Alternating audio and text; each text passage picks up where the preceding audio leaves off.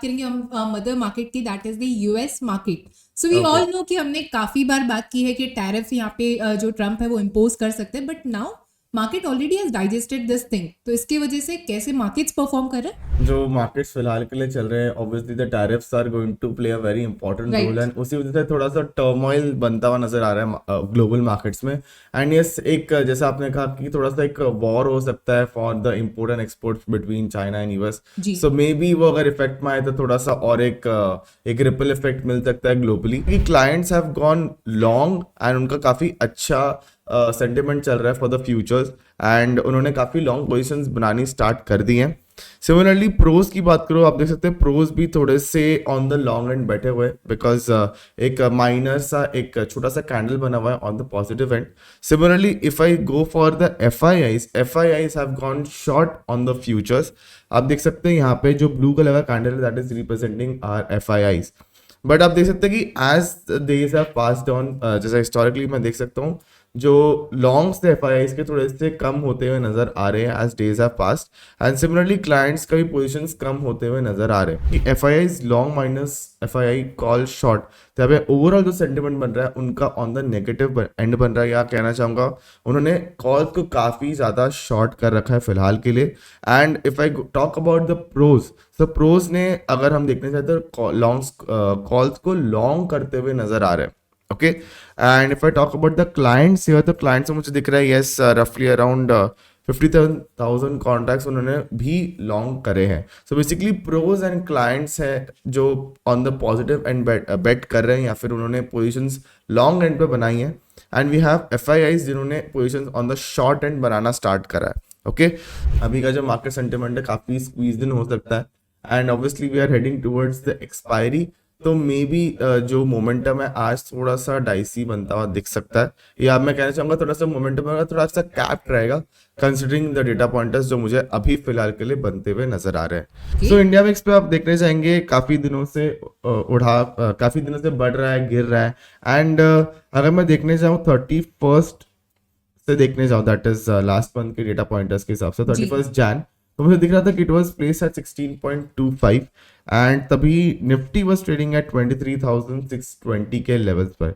And as the VIX has fallen down, आप देख सकते हैं कि ड्रास्टिक फॉल दिखा था हमें, एंड ऑब्वियसली थोड़ा सा टर्मोइल भी दिखा था मार्केट में। So that is the reason why we could see that VIX had risen before this event, and आज जाके या कल के ट्रेडिंग के सेशन के हिसाब से देखने जाऊं मैं, so it was trading eight 14.02 के लेवल्स पे। राइट। ओके, एंड अगर आप देखने जाओ तो VIX has been cooling off for a bit थोड़े टाइम से, which is a good sign, I would say थोड़ा सा एक बुलिश सेंटिमेंट की और इंडिकेशन देता हुआ नजर आ रहा है। जी। एंड ऑब्वियसली जब भी हमने देखा है कि विक्स बढ़ता है, एकदम ड्रास्टिक मूवमेंट्स दिखाता है ऑन द अपर एंड, तो यही एक सेंटिमेंट आता है कि एक फियर फैक्टर जिसे हम कहते हैं जी। वो बढ़ता हुआ नजर आ सकता है मार्केट में। जी। एंड नॉर्मली ये जो जब भी वो 17-18 के लेवल्स पर जाता है या फिर बियॉन्ड दैट, तो हमने देखा कि मार्केट में काफी सेलिंग दिखने को मिलती है, and there is a fear present in the market that markets are quite volatile. So we had a gap up in Nifty as well. आप देख सकते हैं यहाँ पे एक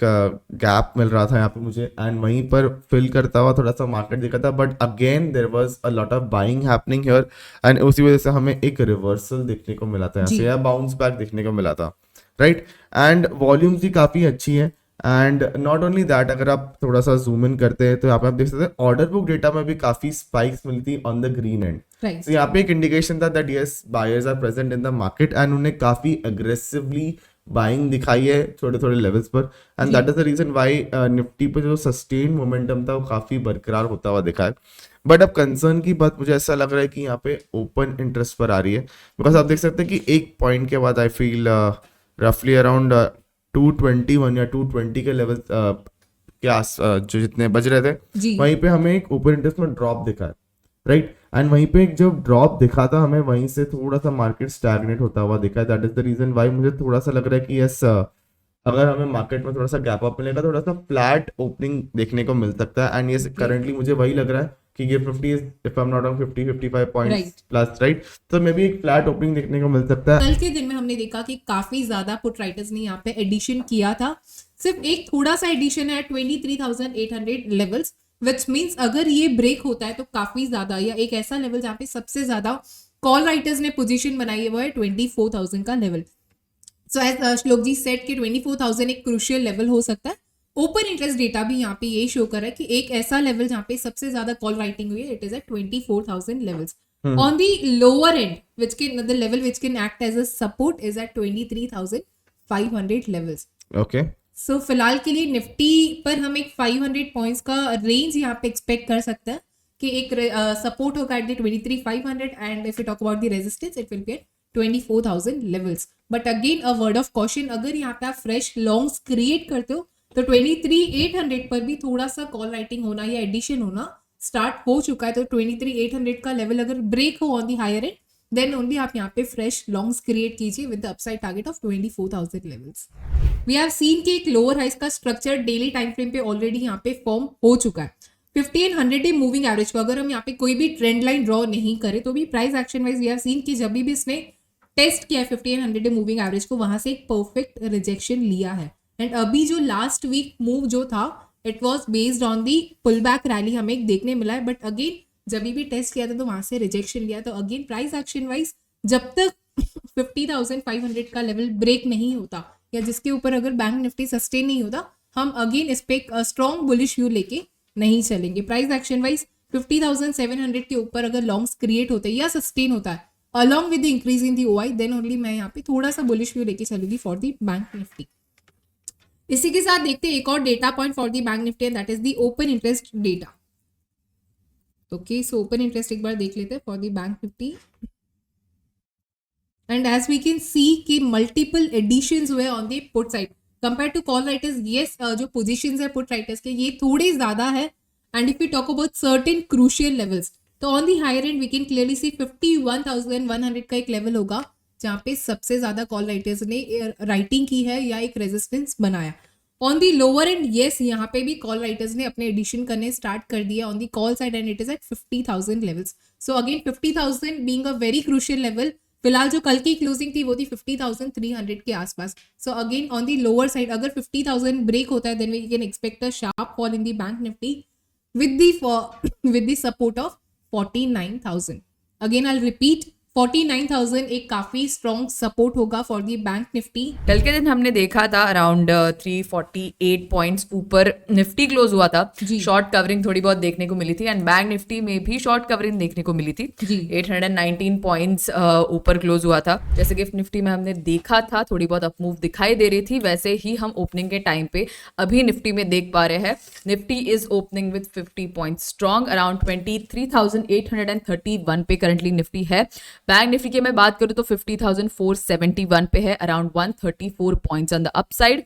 ट्रैगर्स की अगर पहले बात करें तो सबसे ज्यादा गिरावट देखने को मिल रही है इन Asian paints around 4.20% on the down side. Then we have Nestle India, which is around 2.69% on the downside, and Burj Paint around 2.26% on the downside, and Titan 1.89% on the downside, with also one coming from the FMCG sector, Britannia around 0.77% on the downside. इसी के साथ अगर price gainers की मैं बात करूँ तो angel one है सबसे ज़्यादा, वहाँ पे हमें पॉजिटिव मोमेंटम दिखाई दे रहा है around 6.62% on the upside. MFSL है around 5.90% on the upside. Then we have Godrej Properties as well 5.57% on the upside and IEX around 3.57%. Opening में हम देख पा रहे हैं 14 sectors are in positive and only 2 sectors currently trading in negative. 14 sectors में मैं देख पा रही हूँ सबसे ज्यादा मुझे दिखाई दे रहा है यहाँ पे कि IT में गेन्स सबसे ज्यादा है at the time of the opening. Then we have private banks. Apart from that, we have metal, power, oil, NBFC, telecom, retail, infra. ये सारे ही सेक्टर्स पॉजिटिव में हैं. मार्केट्स ने जैसे 22,700-800 के नीचे बॉटम तो बना दिया है एक बार, और ये लेवल पे थोड़ा मार्केट यहाँ पे टिकना चाहिए, वो बहुत जरूरी है. ओके ओके, तो आप कहना चाह रहे हैं कि यहाँ से अगर हमें ब्रेकडाउन मिले तो मे बी मार्केट थोड़ा सा जो इतने टाइम से ट्रेंड अभी जो बुलिश बन रहा था वो गिरता हुआ नजर आ सकता है. नहीं, अभी नीचे के मैं ज्यादा से ज्यादा 300-400 तक मैं देख पा रहा हूँ, उससे ज्यादा नीचे नहीं लग रहा. और ज्यादा से ज्यादा जो बॉटम बनाया था बजट से पहले वो फाइनल बॉटम जैसा लग रहा है. ओके ओके, तो सर ये निफ्टी की बात होगी, आपको बैंक निफ्टी पर क्या व्यू बन रहा है? बैंकिंग एज अ सेक्टर में तो ज्यादातर लोग प्राइवेट बैंक्स को ही ट्रैक करते हैं, लेकिन मैं पर्सनली पीएसयूज को ज़्यादा ट्रैक कर रहा हूँ और वो काफ़ी बॉटम आउट हो चुके हैं ऐसा लग रहा है, क्योंकि वैल्यूएशन वाइज भी वो काफ़ी चीप हैं। ओके तो यहाँ से पीएसयू बैंक्स में पोजीशन बनानी चाहिए। Okay okay okay. तो सर कोई सर्टेन लेवल्स जो आप देख रहे हैं बैंक निफ्टी पे?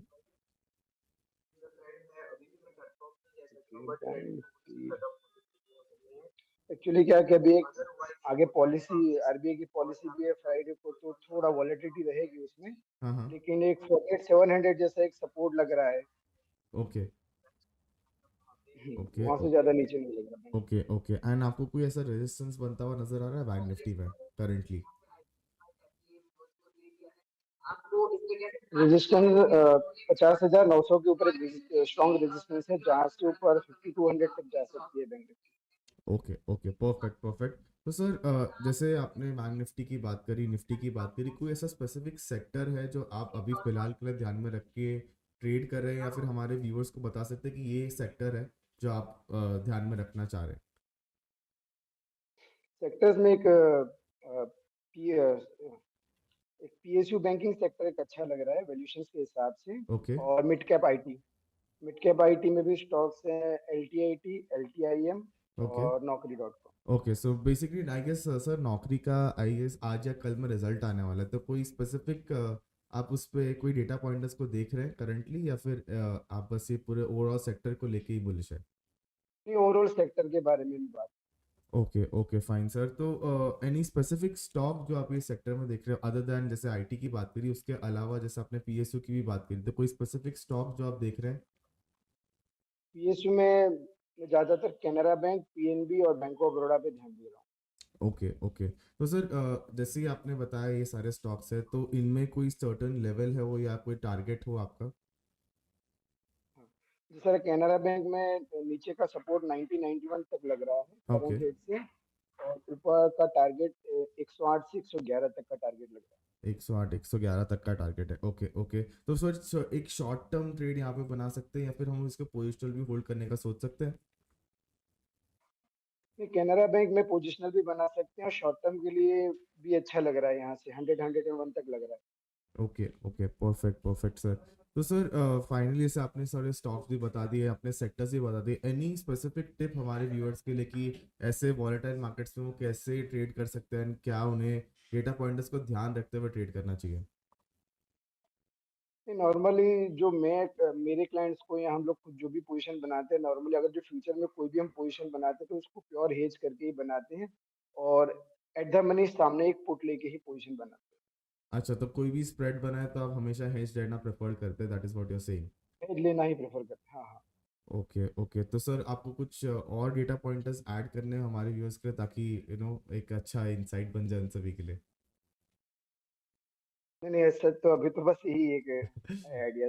Okay okay. तो सर बेसिकली आप कहना चाह रहे हैं कि पीएसयू बैंक्स है जो आप फिलहाल रेडार में रख के चल रहे हैं, and you have mid IT stocks as well, जैसे कि नौकरी, एलटीआईएम, एंड ये ऐसे स्टॉक्स है जो आप फिलहाल अपने रेडार में रख के चल रहे हैं। And sir if I am not wrong, आपका एक जो व्यू है थोड़ा सा बुलिश एंड की तरफ बन रहा है इन सबको लेके? जी जी। ओके ओके परफेक्ट है सर। तो सर ने एक एडवाइस दे दी कि जब भी आप ट्रेड ले वॉलेटाइल मार्केट में, तो प्लीज़ अपने हेजेस को ध्यान में रखिए। एंड ऑब्वियसली सर ने बताया कि ये दो सेक्टर्स है जो जो जिन पे उनका ध्यान फिलहाल बना हुआ है, उनको स्टॉक्स भी बता दिए हैं, साथ ही साथ उन्हें स्टेट किया कि उनको कौन से ऐसे लेवल्स लग रहे हैं जहाँ पे उन्हें एक अच्छा वैल्यूएशन दिख रहा है, जहाँ पे आप अच्छा बाइंग करके रख सकते हैं।